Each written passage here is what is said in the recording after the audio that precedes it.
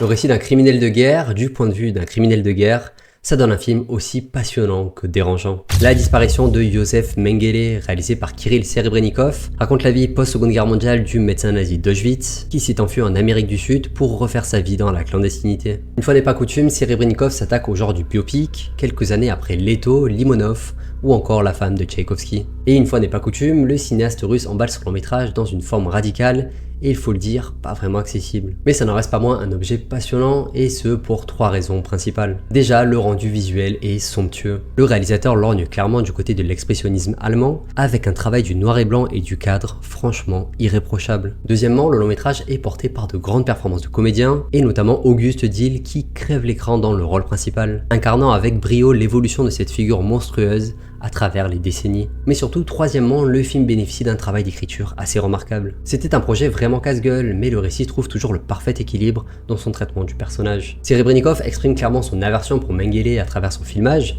mais il fait également un choix très culotté, à savoir de nous faire vivre tous les événements du point de vue du criminel de guerre. Jusqu'à une séquence de milieu de métrage filmée en Super 8, qui frise l'irregardable. Pour autant, le cinéaste ne s'ébranlera jamais de cette figure du mal, qu'il considère misérable de bout en bout, dans sa réussite comme dans sa chute. Mengele est et restera un être pitoyable, à l'image de sa mort, d'une insignifiance grotesque. Malgré tout, l'ensemble n'est pas parfait, avec notamment quelques soucis de rythme. De plus, le choix d'une narration éclatée, qui fait des allers-retours constants entre les époques, m'a paru un peu superficiel et inutilement complexe, au point de rendre la narration assez indigeste par moments. Pour autant, ça reste un objet thématiquement passionnant, qui résonne étrangement avec le climat politique actuel, rappelant à quel point l'Europe, et plus globalement le monde, a été hypocrite et ambigu dans son traitement des criminels de guerre. Bref, un visionnage imparfait mais mémorable, qui risque bien de me hanter pendant encore quelques temps. Abonne-toi.